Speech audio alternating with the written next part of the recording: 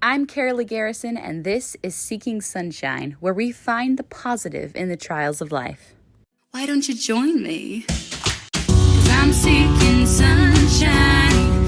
I'm seeking sunshine. I'm seeking sunshine. Oh, oh. I'm seeking sunshine. I'm seeking sunshine. I'm seeking sunshine. I'm seeking sunshine. If you like this song, this is the acoustic version of Seeking Sunshine that is an exclusive just for my email list, which you can go get at KaraleighGarrison.com. Just hit subscribe, and then you will get an email that will send you to a place where you can go download the song and have it all for yourself for free. So go check that out. Welcome back to Seeking Sunshine. Thank you so much for joining us today. I promise you, we have a seriously amazing episode today, and you are just going to love it. It is so just packed full of gold. So many truth bombs that get dropped. It is really, really something. Today, our guest is Kirbie Be. She went from an overweight elementary school teacher, transformed her entire life, and now she is a bikini model living in Mexico, just living the life of her dreams. Her story is absolutely incredible, totally inspiring, and she shares how we can all make that same kind of transformation in our lives, from just hating where we're at, from that dead-end job that just is sucking our soul out, to living the life of your dreams. She tells us how she did it, and she's helping people transform every day. I am so excited for this conversation. You are just going to be blown away by everything she has to offer. So here we go. We're going to dive right in. Well, thank you for coming. Thank you. Tell Thank me you about so much. yourself. Tell me your story. I want to hear all about you. Mhm. So, right now, I am a women's wellness expert. I focus on nutrition, movement, whether that be more yoga or personal training, and habit integration. But it was actually a really long journey to get here, um, because all of these topics really did not come natural to me. I really didn't have a lot of experience, in any of these worlds. And yeah, I basically lived a really different life before. I was an elementary school teacher. I was very, very overweight. I was even considered in the obese category for body fat percentage. And I was struggling with a lot of mental health issues. And I found myself in this space where I, was diagnosed with clinical depression. I was on a lot of painkillers. I was living in Canada, just outside of Calgary, if there's any Canadians listening who know where I'm talking about. And I just found myself living a life that was not very authentic to me, I think. And what I've learned, in my life is that when we are doing things that are not authentic, to our soul and our soul's purpose, then we start receiving these messages through our body. And being that I was so in that society, work, work, work, make money, buy more things, get Well, more and being appliances. an elementary school teacher is gotta be one of the hardest jobs. I have so Yeah. much respect for elementary school teachers and all teachers, really. Oh my gosh, it really is, And for very little money, usually. Usually for it's very little money. not really Like, compensatory. Like I don't think I understood. Like I feel like my relationship with money is expanding a lot, and this is a totally different conversation, but I don't think I realized how little money it was, you know? Like I did this for 10 years, and I don't think I was not an entrepreneur at that time. This was the only way that I knew how to make money. I went to university and I had a lot of debt because I truly wanted to teach, you know, like, and that's what it was. It was just this feeling that, like, that's what I love to do. I liked showing my little brother how to ride his bike. I liked teaching my little cousin how to write her name on the Etch a Sketch, you know, like, I was just a teacher. And I think that's the hard part about it is that, there's a very high expectation for teachers for very little compensation. Um, you're kind of trained and programmed to like give more, donate your time, volunteer. You don't need to eat a lunch. You can supervise the children. You can do another club or craft or like help a child that didn't do their homework, prepare for the next test on your lunch. And this stuff is kind of expected. And it is really draining, like it's really draining. And I wanted to be such a good teacher that it just didn't leave me when I left the school. Like I carried home all those moments where I felt like I could have been better. Like like, and I just, no matter what I did, I felt like I was falling short. And I don't think I actually was falling short. In hindsight, I think I was a great teacher, It's just that but the expectations are unreasonable. Like it's they're just completely, beyond human capacity. You it have to be is. able to breathe. You have to be able to take time for yourself. You cannot give more than you have in your own bucket. And that is what is Yeah. constantly expected of teachers. Yeah, like you're expected to like hold your bladder for hours, like let alone like let alone breathe, Well, and and then the I think consequences of not having that level of self-sacrifice are can be detrimental.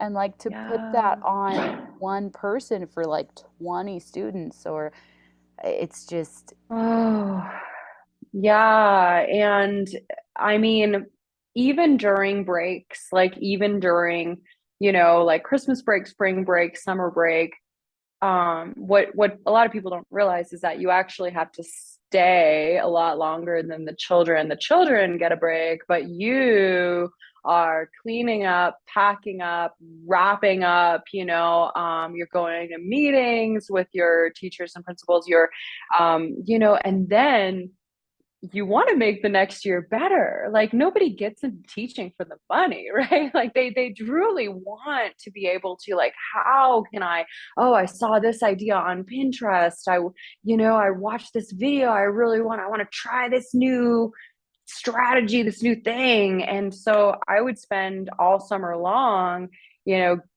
scouring the shelves at the dollar stores so that I could buy stuff with my own money, even though I wasn't even making any money. Um, and like then spend my own time in my basement, like cutting out, I don't know, circles of something to like put on the wall and make paper flowers and try to make this space, really beautiful and really inviting and a welcoming space for the kids. And I think just that like burning the candle at both ends and still never feeling like it was enough, that took a real toll on my mental health. absolutely because it's not just like I mean parents and others see the day to day but they don't Hmm. recognize the preparation that goes into it. Just Yeah. making sure that you know exactly what the plan is and what's the plan if something goes wrong because things always go wrong and what's the plan for next Yeah. year and how much time is it going to take to prepare for the various things that you are trying to teach them and engage them in. And it's I can't, like, it's one of the most difficult professions I can even think of. Um, Honestly, and yeah. from my perspective, I have three special needs kids. So I have three Wow. that are on the autism spectrum, and like just the work. Like, I just have so much respect for all of the teachers that have helped my kids so much, and like they just blow me away. So, Oh yeah. Yeah. I mean, these are, incredible g- giving souls who really just want to help, because the vacations are not worth it. You're traveling at the worst times of the year, really, like, you can't travel that far that long.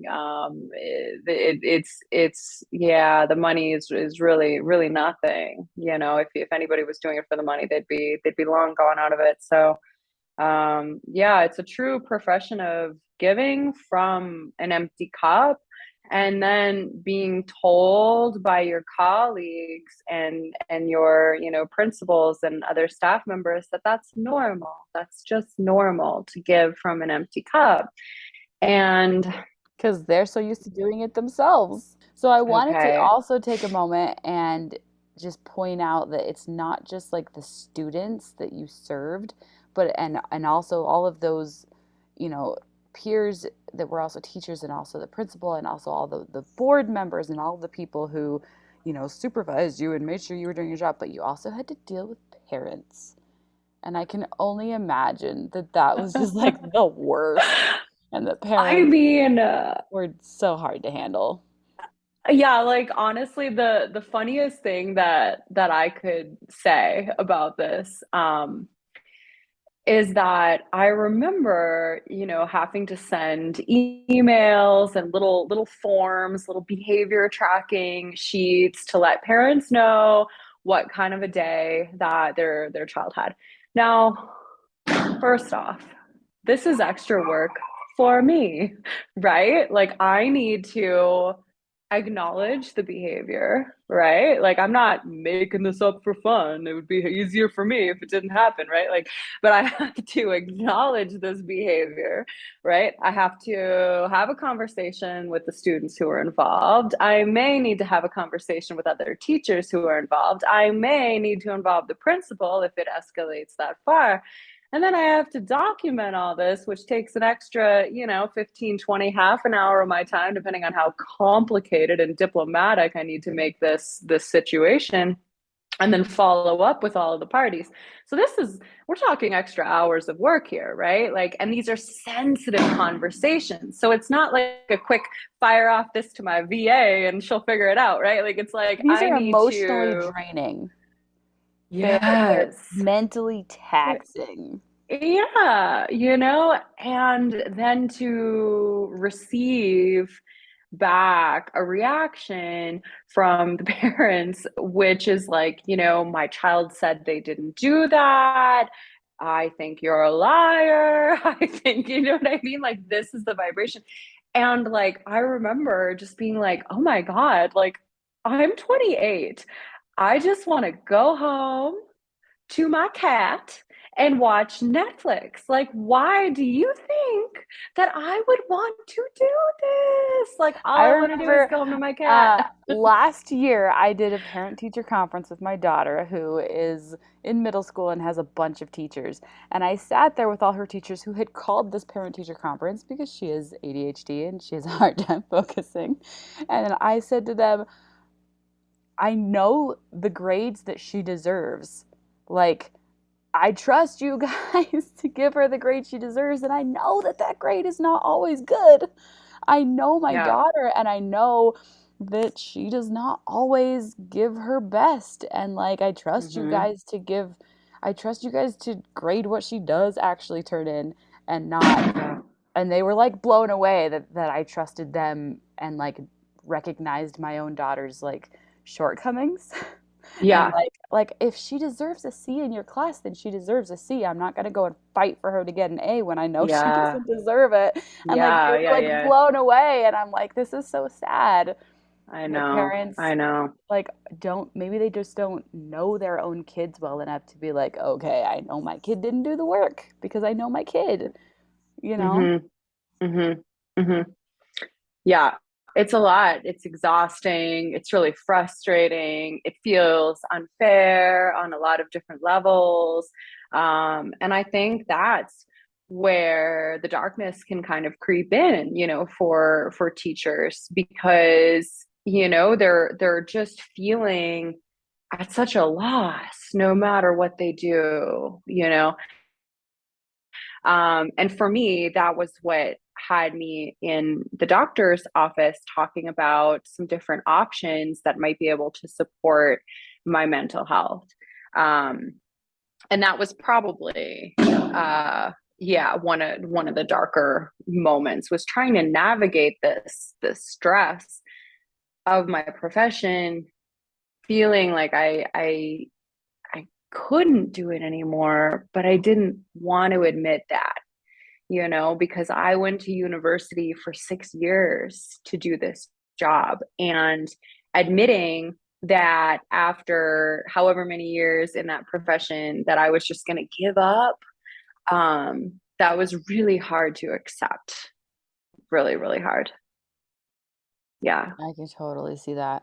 But teachers, people who become teachers are just such a amazing group of people. Like so giving and bright and happy. And then you have all Yeah. of these things that just come down and weigh that down to the point where Yeah. it's just not sustainable. And the truth really is just that this entire thing needs to change. The way that we treat teachers, the way that teachers are respected in our society, like that whole thing has to just be completely revamped because it is obviously not working. Because these are amazing, amazing people like you who go into Yeah. this profession and then get burnt out Yeah. really Yeah. fast because it is so overwhelming and so unfair. Yeah. Yeah, it's true. It's true. It's definitely part of a bigger conversation. I don't know when the pendulum is going to swing back. Like I wondered if I would ever see it in my teaching career, if there was ever going to be a point where the pendulum would kind of swing back or swing in a different direction. It doesn't need to swing back, but in a different direction where maybe, teachers were treated differently and schools were kind of revamped into different environments for everyone. But unfortunately, I well, not unfortunately, I'm I'm pretty happy now, but for my colleagues who are still in this profession, and I wasn't able to stay in it that long. So yeah. Well, and you know what it comes down to? It's not about you weren't able to. Like you could have. You could have Hmm. chosen to stay, but at what cost? There came a point Yeah. when you decided that you were worth not putting yourself through that anymore. And I don't think Yeah. that that's a Yeah. bad, that certainly is not a bad decision because if you're not in a good place, then you're not doing a whole lot of good to help other people. Like you have to, like as people, we have to prioritize ourselves and our mental health. Otherwise, we can't benefit the world. We can't Yeah. we can't do good and lift others if we are crashing and burning ourselves.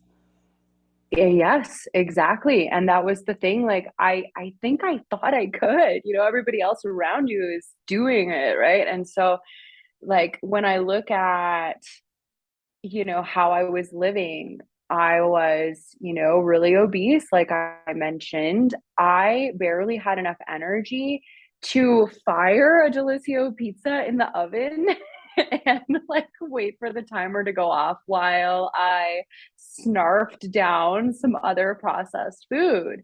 And then I would sit with more schoolwork on top of my in my basement watching some show on Netflix or something. And basically that's how, my evening was going. And not only was I not living, right? Like, because you could do that without a job for a little while, right? Like, but it was worse than that. It was like it was worse than not living because the life that I was living was so painful. And then the way that I treated myself outside of that job. Yeah, it was pretty dark when I consider like the quality of my thoughts, the way that I would spend my time, the way that I talked to myself, the way that I treated myself. Like, oh gosh, I could barely show up for my friends. I'm surprised I had friends, but I did have a few, and I remember like I'm like, oh God, like I can't even, I was so depressed and so exhausted that even, putting on not pajamas and going to like a birthday party was, like out of the question because I was just so drained. Yeah. So let's talk about, well, I will give you a little bit of my background. I actually had gastric sleeve surgery 2 years ago, and I'm about 100 pounds down from where I was. So I've definitely lived Amazing. that kind of plus size life. And for a long time, I tried to like embrace it and like this can be good. And then I was like, I Yeah. cannot keep up with my son, and he is only getting faster and stronger. And he's constantly trying to run in front of cars and trying to do dangerous things. And I have to Yeah. be able to stop him. So Yes. I did Yes. that. I've lost about 100 pounds, and I'm certainly not like where I wish I was, but I'm about the same weight that I was when I graduated high school or before I had Amazing. kids. Yeah. So I feel that life of like it's being, I don't know, let's call it being plus size. It's its own level of burden on Yeah. top of everything else. Like it really is its Yeah. own distinct thing that has like its own characteristics and like just like a life of its own, because you have all of Hmm. the like the way that it weighs on your mental health, in that like I'm unhealthy, I should be doing this, I should be doing that, I'm like the self-esteem problems that come there. Yeah. Yeah. It's just its own thing. And to add that on top of a life where you're not getting the freedom mentally that you need, where every Yeah. step that you take to help somebody else is another burden that you're adding on your own plate, it just compounds really significantly. So I just wanted to like point that out, that I've been there and I know how tough that is.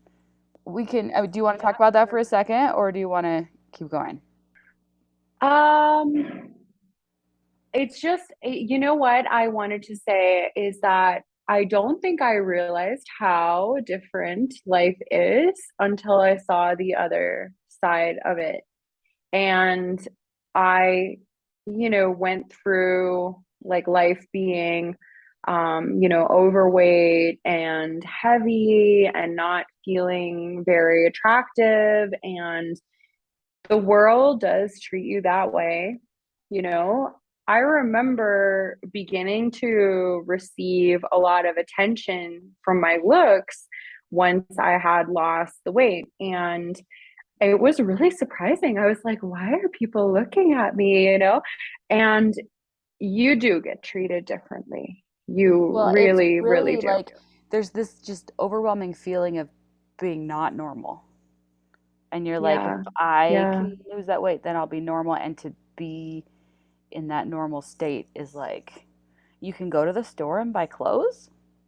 Yeah. Like, you Yeah. can go to an amusement park and just do things without that. It's just an extra Wow. consideration on every single thing you do in life. I spent every like moment like pulling my shirt down, like is my stomach covered every second of the day, like are my sleeves long enough to cover my arms, like every, like it was part of every Mm-hmm. thought that I had, was Mm-hmm. how do I Yeah. hide this, how do I camouflage this body so Yeah. that people, so I can pretend like I'm normal without Yeah. that. And Yeah. it's just such a burden, and people who've never experienced that, it's really hard to imagine like Yeah. how that adds to the weight, like the mental burden that you carry, to just have that level of like Mm-hmm. Mm-hmm. not only different, like I feel like I am different, I feel like I am abnormal, but Mm-hmm. in a way that everyone around you is like judging in a negative way. You're overweight, so you must be lazy.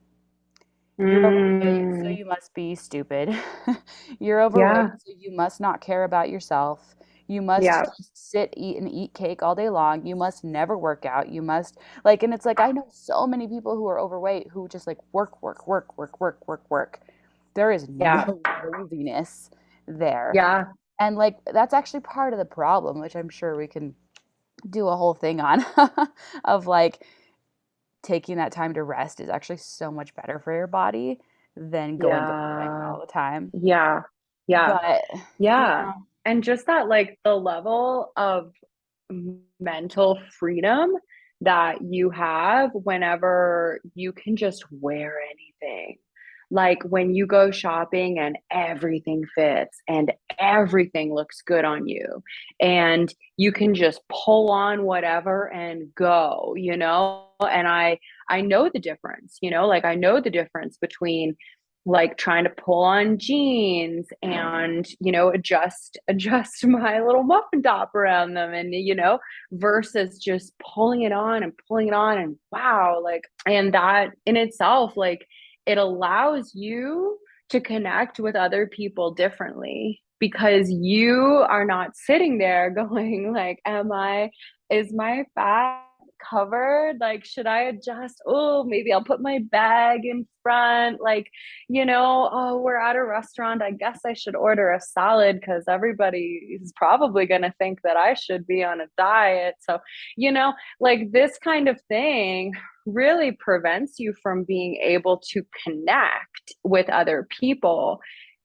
It's like they're static in the vibration, right? Like it's like they're static and yes, you are not so much. able to like just clearly send messages back and forth. And what I started to learn is that when I was able to clearly transmit messages to other people in the world around me without all this static with myself, I began to open up a lot of doors for myself, you know, because opportunities are at that vibration of connection and communication and energy and vibrance and radiance. That's where the opportunities live. The opportunities are not hanging out, you know, with all this In the kind of muddled self-confidence muddle. issues and the like fear, like it's really fear. Yeah, The fear that everyone's yeah, going to judge me and no one's going to like me. And when you live in that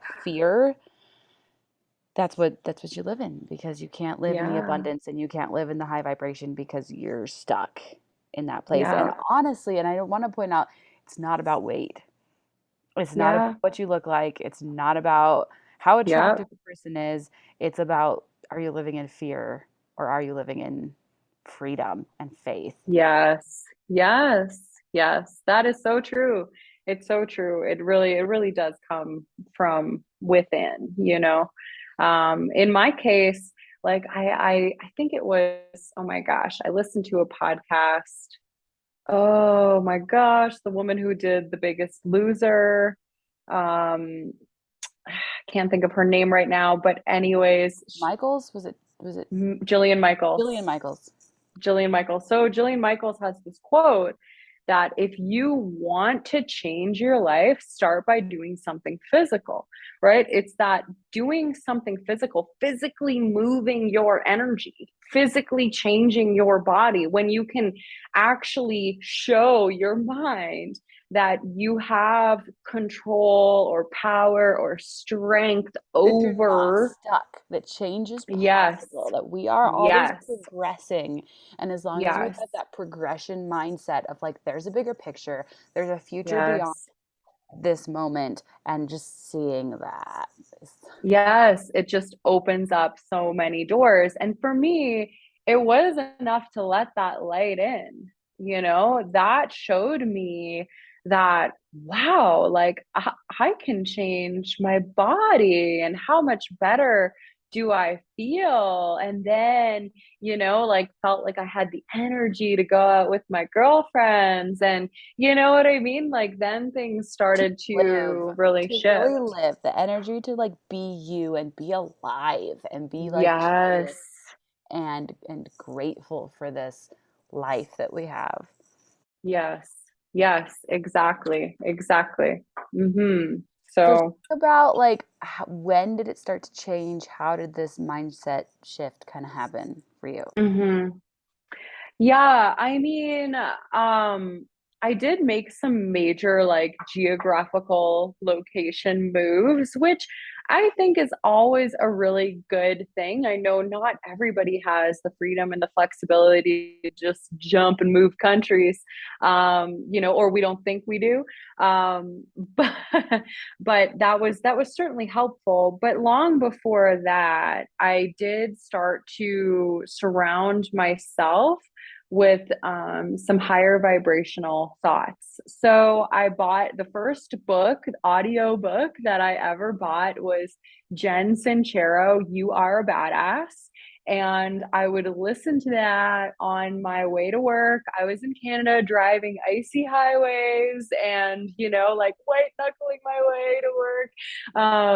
And I started to listen to that, and there was just no denying the optimism, the positivity in her stories. And one of the things that she said that really landed with me and like sticks with me to this day, if I'm struggling with something, is she's like, there are people all over this world right now at this moment living their dreams.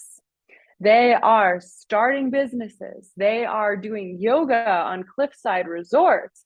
They are, like traveling the world. They're living their dreams. And so that was enough, like because then I started to ask myself, I'm like, why not me? Why not me? Why am I doing this thing that I'm saying that I chose? Because I did choose it, right? Like, But that but like, but that's an important thing. We can change our minds. yes, We can change our yes, minds. We can dive in and go, wait a minute, this isn't what I thought it was going to be. yeah, Or wait a yeah, minute, there's a whole lot more struggle. There's so many more layers to this than I ever knew before I jumped in. Wait a minute. yes, Hey, I can change my mind. I can be a different right, person now. I can, yeah. yeah. Yeah, or I am a different person now. My path has changed, My path is going in a different direction because that's, like the way it is, what I'm Well, and doing, it's how I need so to live. important to not like look back and blame who we were. Like, how did I not know better? How did I not see this? How did I stay in there in that bubble for so long? How did I not remove myself sooner? That doesn't help us. Like, we need to like Yeah, forgive our past selves and just be like, she was doing her best. yeah, Like, yeah, hey, like, just I was doing my best, and yeah, because I was doing my best, I've ended up here. Like, so, like, yeah, hooray for that person I was because she progressed. yes, yes, yes, yes. And that's exactly where it was, that realization that like I can change things. People are out there changing things. People are out there living their dreams, And so hearing that, I think I maybe underestimated how important it was to have those voices in my ear because they weren't coming from my family. They weren't coming from my friends. They weren't coming from my ex partner. Well, Like, you had a stable job, right? I'm yeah, like, isn't that like the yeah, goal of the world is it's the you had a goal. Yeah, stable job that you weren't making any money at that you hated. Like, come on, that's the dream to just be I stuck in mean, this thing that you went to college and then you did the thing and that's your life and good job. Except for yeah, like, except for that sucks. Except for we deserve like more. We deserve to yes, progress and we deserve to change and we deserve to figure it out as we go along. yeah, yeah. So I didn't have, the kind of support that I really needed from my family and friends because they were stuck in it too, like, and it's really triggering for other people whenever you start to change. And that was one of the things, like, whenever you were saying, you have to forgive your past self. And it's interesting because I do feel like I have forgiven my past self. Like, I think it's amazing to see the level of growth and expansion that's possible, with for one girl working by herself. But when I post before and after pictures, this really interesting thing happens. People who are members of my family or who knew that past version of myself, and I'm not sure what's going on in their lives. Maybe I don't know how they feel about themselves, but what's coming through, what they're posting is they're saying, you looked beautiful before, or you should forgive, you should forgive yourself, like for being there, or and I always respond, I'm like, thank you. I didn't really think I was unattractive before. I'm not angry. I am celebrating. It's not Like I'm about it's not about appearance. It's about that inner glow. Yeah. That It's inner about glow that was missing that is now so much brighter. I think it's about like showing yourself and other people what's possible. Like, look what you can have. Look what we can all have. It's free. You can, you just have to choose it. You just have to claim it. It costs discipline. It costs commitment. It costs dedication, like, but that's the thing where we get tripped up, I think, is that if you're not able to make that work, then all kinds of other interesting things come up inside of us, Yes. and so it is definitely triggering whenever you start to choose yourself and you're surrounded by a lot of other people who have kind of chosen that collective narrative of, you have to keep serving from your empty cup. It doesn't matter if you're overweight, depressed, so is everybody else. Like, and then Well, and and then they you know you, and that's one of the like major laws of life is people want to stay like naturally like change is like scary and hard to do. And so when yeah, somebody knows you and they know you in that way, they struggle to see you differently.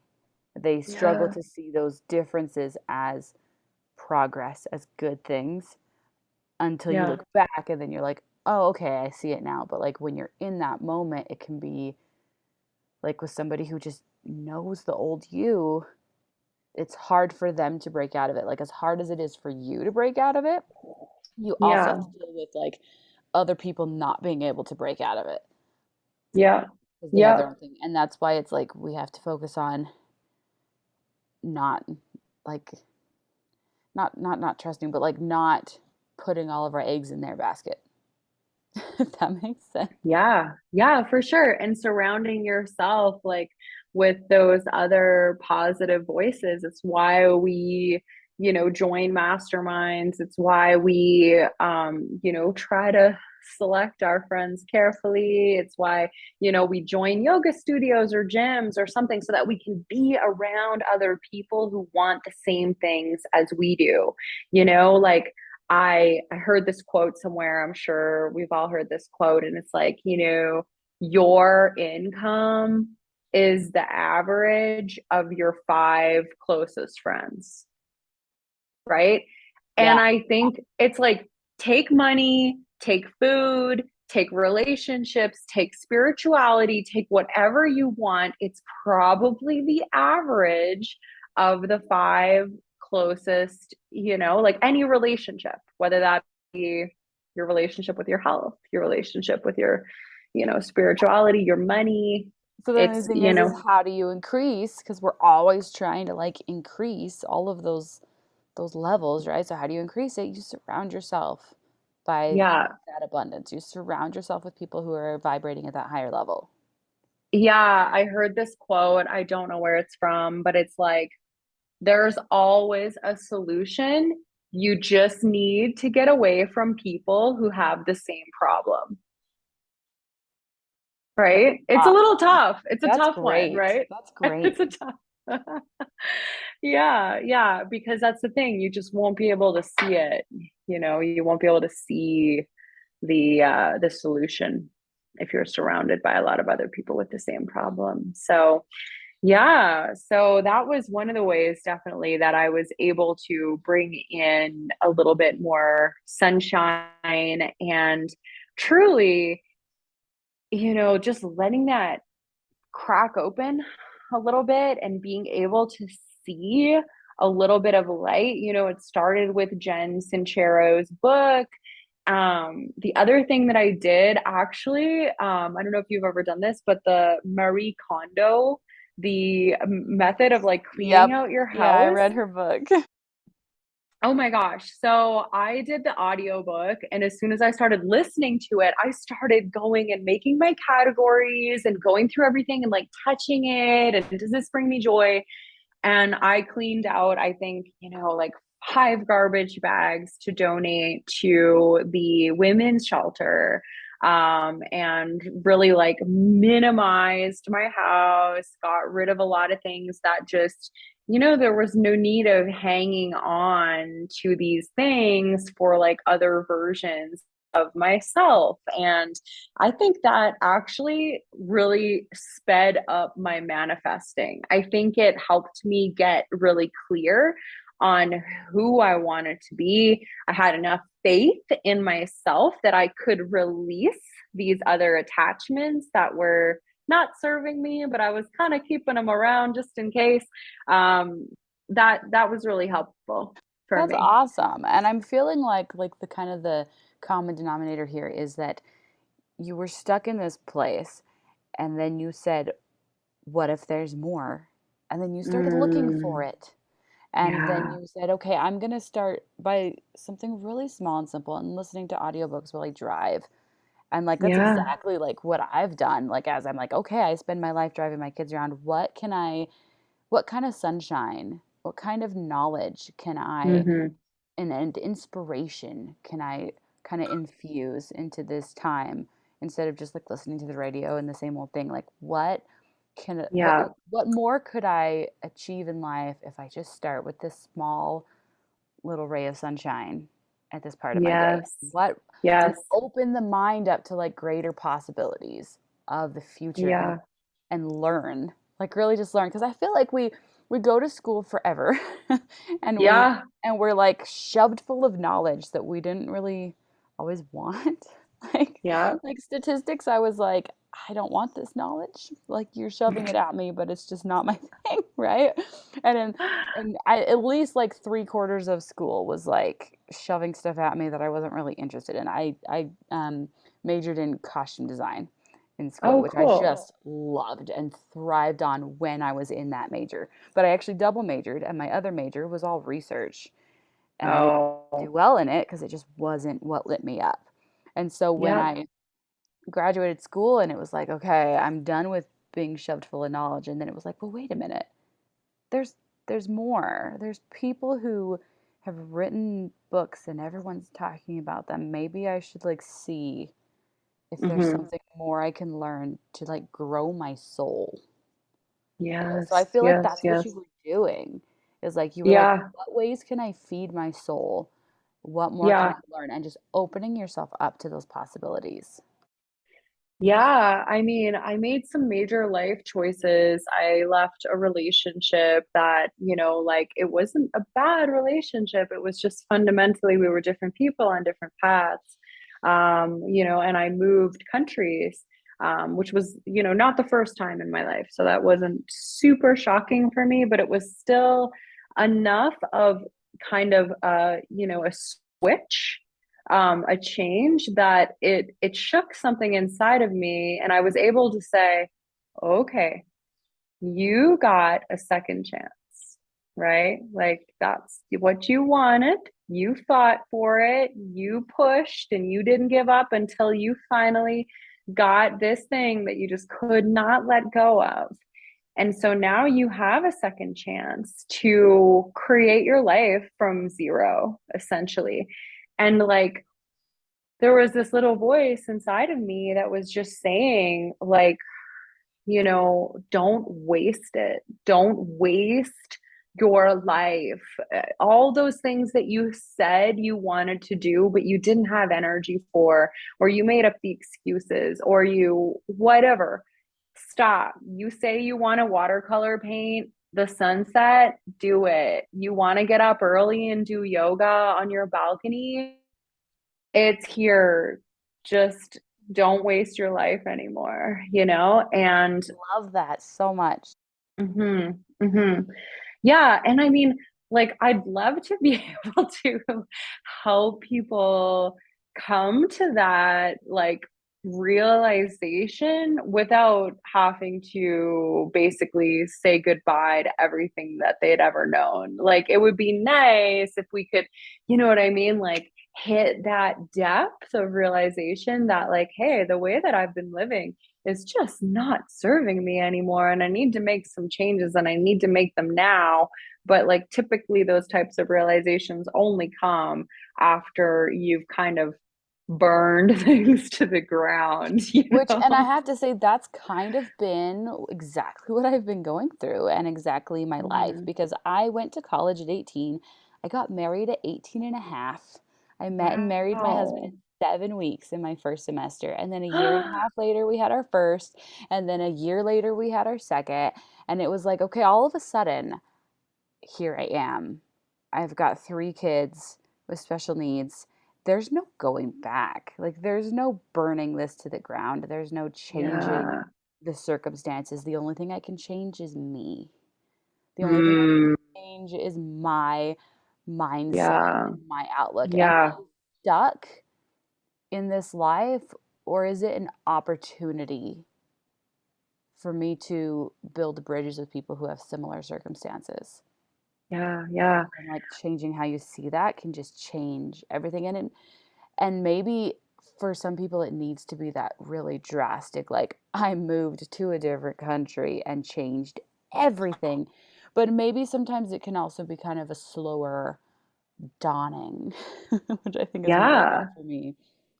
Yeah, yeah. I think the slower dawning, like I mean both, it's all hard, like but living the same way in your own mental prison, that's also really hard, like so any type of work that we do, it's deeply spiritual, really, like we're really starting to work with different ideas that are bigger than ourselves, work with our own spirit and our relationships, and that is big, big work. Mhm. Absolutely. So talk to me about more about your transformation and about where you are now, and talk to me about what you're doing now and how amazing that is. Yeah, so I am currently in Mexico. I am I'm living somewhat nomadically with my wonderful boyfriend, and I'm still doing coaching. Gosh, so many stories. I used to own a yoga and fitness studio on a Caribbean island. And during the pandemic, I made a choice to close that up. I had a lot of coaching clients because a lot of people had seen my transformation. So I moved to the island as this one version of myself. And during the 5 years that I was there, I completely transformed into this other version, And so I'm doing some bikini modeling. I'm competing in bodybuilding, women's bikini category. I, was personal training celebrities and ambassadors, and I also had a really good relationship with the veterinarian community there, as there is a veterinarian university. So I was having a lot of fun and creating a lot of impact with the community around me. That's Um, amazing stuff. Like everything you just ah, listed is like so mind blowing. It's so amazing. Right, right. Like it's like that kind of stuff that you don't even know is possible. Like you're like, wow, people live like this? Really? Like that's what you're doing? That's who you're hanging out with, you know?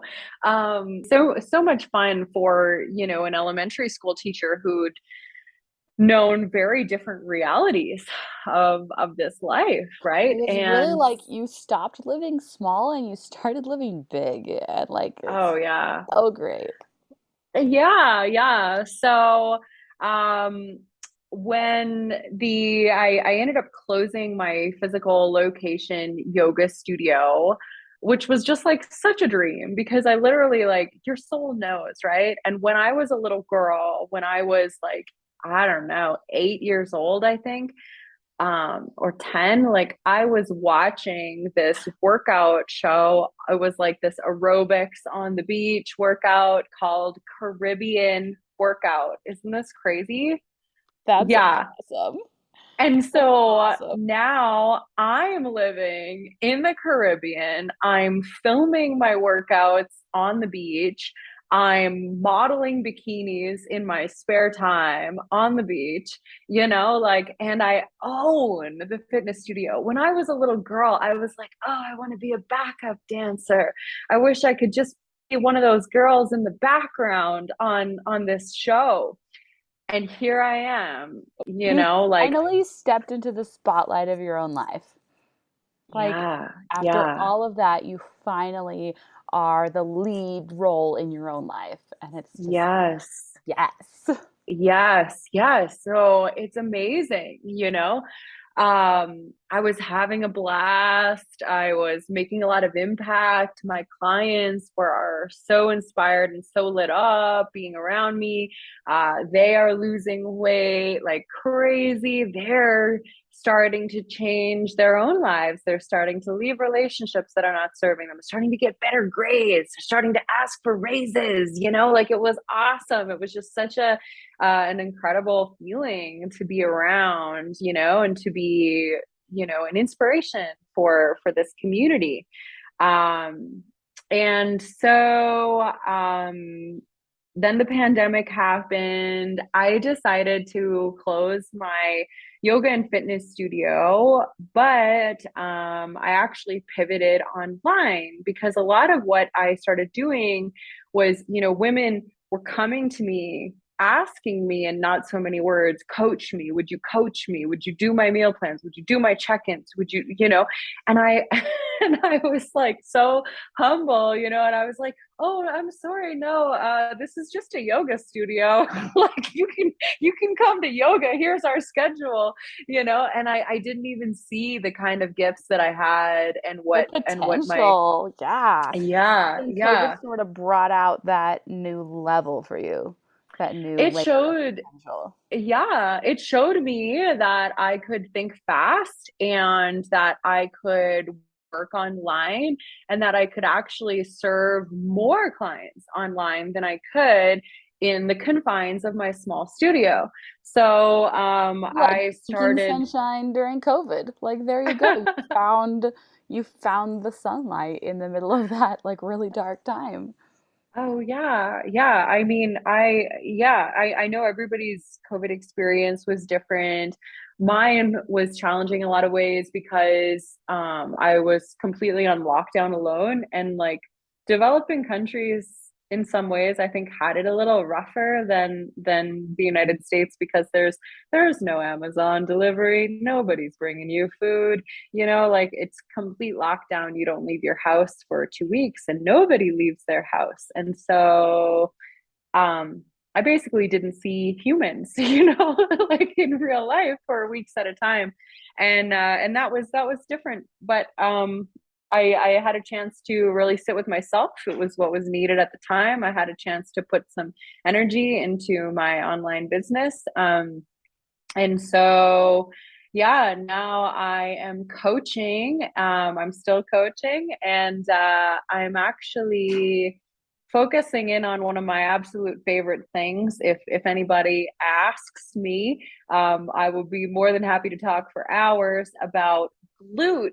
I like talking about the gluteus maximus, how to train this muscle, and how important it is for women, not just for aesthetics, but also it really gives us the most bang for your buck in a training session. It's the largest muscle in your body, meaning that if you train it, it requires more energy. You burn more calories. You can boost your metabolism faster. You get core stabilization. Your waist will be tighter. There's a whole lot of other factors. Growing glutes means usually that you get to eat in a caloric surplus. So you get to enjoy more food and still feel really fit. And so that's kind of where I'm focusing in on these days, creating a brand new program called Glute Goddess. That's amazing. I absolutely want to see that program. I'm gonna have you like send me your links and send me the info Yes. so that I can put it in the show notes and like Yes. blast it out because this sounds just Yeah. incredible. Yeah, yeah, absolutely. And I am, because I do have, obviously a ton of experience coaching, a ton of certifications in nutrition coaching, personal training, yoga, all the good stuff. But I've reached a point where I just really like I want to give this program away for free. I just want as many women to try it out, and I want to hear how it works for them. I know how it works for me. And yeah, I just think that it would be a really, really fun thing to do, to get Glute Goddess in the hands of and the booties of as many women as possible. That's amazing and so like generous and incredible and super refreshing that your focus is like I just want to get this in people's hands so that they can benefit from it. Like that is amazing. I love that so much. It was so much fun for me. And like, the other thing that kind of motivates me is when I go to the gym. This is the thing that like grinds me is when I go to the gym and I see women training and I see them and they're there, like they have made time. They arranged care for their children. They bought the workout clothes. They put them on even though they really don't like them. They got themselves into the gym, and the gym is a super intimidating space. And instead of doing things that would actually get them the results that they want, I see them doing the most ridiculous exercises. Oh, Like I you're see, gonna ask us. I'm gonna have to like message you and be like, tell me how, tell me what to tell do. me how.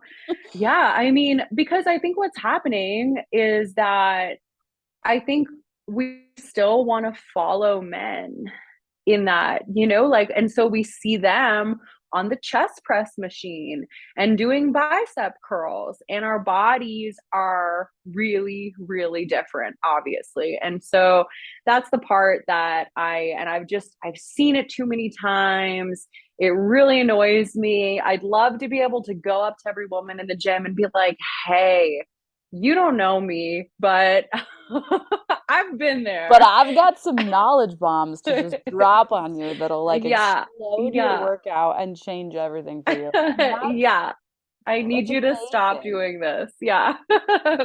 So yeah, that is the goal. I just really want to be able to, get it out there and help a lot of women, and yeah, hopefully make the path a little bit easier for some women, that they don't have to go through, you know, um, more pain than they have to. You're totally spot on because it's like all of the sacrifices that like a mom has to make to go to the gym and then on top of that to like sacrifice all your pride and be like, "Ha, I don't know what I'm doing here." Like it's Yeah. like I'd rather Yeah. just like sit on the bike for a while and be like, "I can bike. I know how to do that. Yes. That's something I understand. I'm gonna start there because at least like mentally I feel like I'm doing something good, even if it's like Yeah. actually a thing." Yeah. Yeah. Yeah, and I think another part like came from so since I've had my transformation, I've maintained, really good physical fitness and health. And recently this year I went through an injury and I was diagnosed with some problems with my spine and my hips that meant that I couldn't thrash these weights around anymore. And so I got to go to the gym with kind of a new set of eyes. And instead of being, the person who was super confident and knew what she was doing and, just like walk in there like she owns the place, I was kind of walking in going, oh, well, I can't do that because that would hurt my hip. I can't do that. That would hurt my back. Oh, no, that would compress my spine too much. Oh, no. And so I got to kind of experience going to the gym as a woman who is not super confident. And my ego had to really take a step back and go, you're injured. It's not that, like it It's was it not like a was it was moral really hard. failing. It's not a moral failing Yeah. on your part. You didn't do anything wrong. Like there's nothing Yeah. for you to apologize for. Yeah.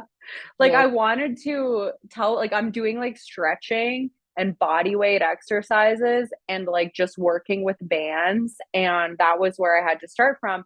And so I'm just stretching in the stretching room and I just like I wanted to tell people but I model bikinis in the past, like I know how to lift heavy. But it doesn't matter, right? And yeah, starting from the scratch and doing things in a different way, that's really how Glute Goddess was born. So what effective training methods can we use to still get results, but not break our bodies, and not you know? waste our efforts. Yes. So that's the thing. It had to be effective, it had to be efficient. It had to not injure me. And basically I started studying a little bit and I studied so it's high frequency, so training often, right? But not for, 2 hours, 3 times a week. You're training often for a shorter duration. You're doing high volume, so you're doing a lot of sets and reps, okay? But you're doing very low impact. So we're talking resistance bands and body weight. So this combination that I found, I started doing some research. I'm finding like bikini competitors who have severed tendons in their hands and they're not able to pick up any weights. They're getting on the stage with better glutes than they did when they were lifting heavy. And so this was part of the research and methodology that went into Glute Goddess. That's So amazing. So it's so much more what you're saying is it's all about the how and not about the yeah, doing and the what. It's not just go to the yeah, gym, go to the gym, go to the gym, you're just not working out. It's here's the knowledge of yeah, how you can do this in a better way. I love hmm, that. And I'm so excited yeah, to hear this program from you and like learn more about this. Like I'm actually like really excited to hear this from you. yeah, yeah. Thank Any you. like final thoughts before we wrap up? Mm. Well, anybody who is trying to make a change, whether that is going to the gym or, whether that is integrating a new mindset or, healthy habits, whatever that is, what was really helpful for me to remember through this whole process is that it's a lifestyle. And because it's a lifestyle, it doesn't really matter if you miss a day, right? Because it's how you live. And if you can look at it as this is how I live, this is who I am, this is what I want, like, then it's a whole lot easier than if you just, like you said, it's when you get into that space of like, it's the doing and you're just ticking boxes, then it's really hard because you miss one time and you beat yourself up and you don't get back to it. But if you're able to tell yourself, it's a lifestyle, therefore I'll get back to it because it's my life, Yeah, then it's it's a like whole lot instead of easier. like checking off that box of I went to the gym, it's a I am a person who goes to the gym. Yes. That Yes. is part of what Yes. I'm choosing to include in my life. It's Yeah. not one time, like I did it this week, I did it so many times this week, I did X. Yeah. I'm a person who enjoys using the muscles that God gave me in this body, like, Yes. Yes. and Yes. experiencing this reality that I live in and finding ways to do that in a joyful way. Yeah. It's who you are. It's who you are. It's what you do. It's like brushing your teeth, right? It's just who you are. You take care of your teeth, take care of your body, take care of your kids, take care of your mind. It's who you are. Yeah. I love that. That's so great. Well, thank you so much. This has been like, I've loved this conversation. It's been so great. Thank you so Thank you, much. Karaleigh. I'm absolutely gonna like message you later and like talk to you because this has been so great. Wonderful, wonderful. It was so great talking to you. Thank you so much for holding space for this conversation. And yeah, can't wait to see you in Glute Goddess. I am so there. I'm gonna end here, but thank you and have an incredible day. Thank you. You too, Karaleigh. Bye. Bye. My gosh, what a juicy conversation. I loved that so, so much. Definitely don't forget to check out glutegoddess.com for her amazing program. It is really going to change your entire life. Here are my very favorite takeaways. Number one, there are people living their dreams right now. Why not me? Number two, don't underestimate how important it is to have positive voices in your ear. Number three, it's about showing yourself and other people what's possible. Like, look what you can have. You just have to choose it. You just have to claim it. It costs discipline, it costs commitment, and it costs dedication. Number four, there's always a solution. You just need to get away from the people who have the same problem. Number five, what if there's more? What kind of sunshine, what kind of information and inspiration can I infuse into my day? Number six, the only thing I can change is me. Am I stuck in this life, or is it an opportunity to build bridges with people who have similar circumstances? Number seven, your soul knows. Trust it. Number eight, don't be afraid to step into the spotlight of your own life. And lastly, number nine, it's about the how, not the doing or the what. If you can look at it as it like, this is how I want to live, this is who I am, this is what I want, then it's a whole lot easier. Thank you so much for joining me today for this episode of Seeking Sunshine. I hope to see you next time, and I'm going to leave you with a song.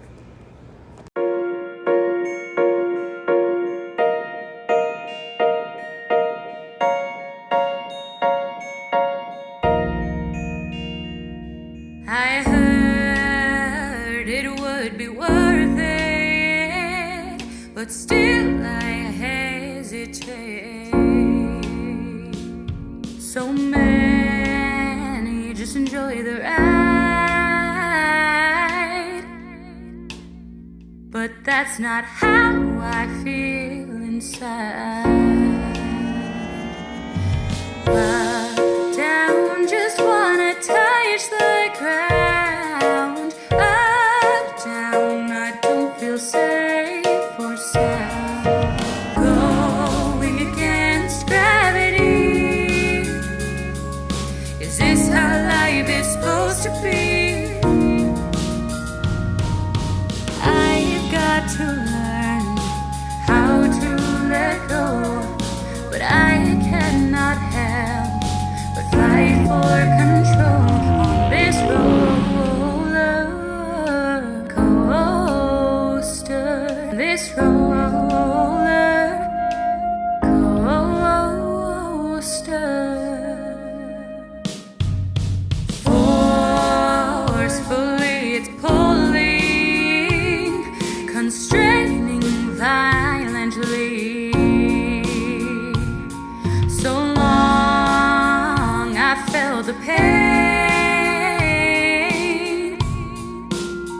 Wondered if I'm going insane. These bars feel like a cage, but perhaps they keep me safe. For freedom I call and come,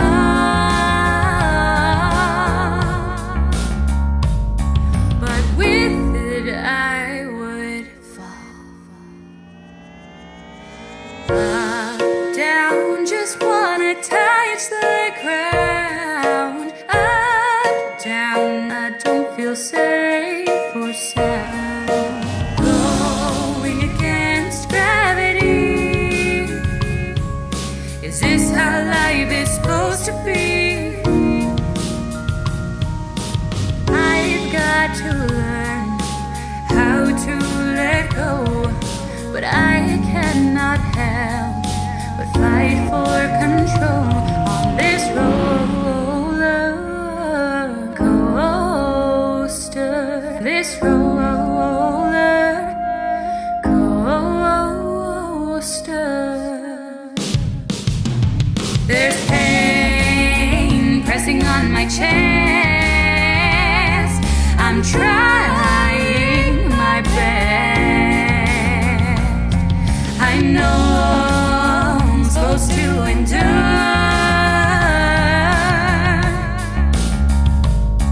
but how, I'm not quite sure. Alone, it feels unfair. Is anyone there? Suddenly I see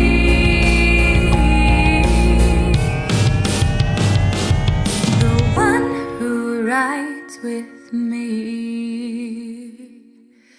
Up, down, just wanna touch the ground. Up, down, I don't feel safe or sound. Going against gravity. Is this how life is supposed to be? I've got to learn how to let go, but I cannot help fight for control on this roller coaster, on this roller coaster.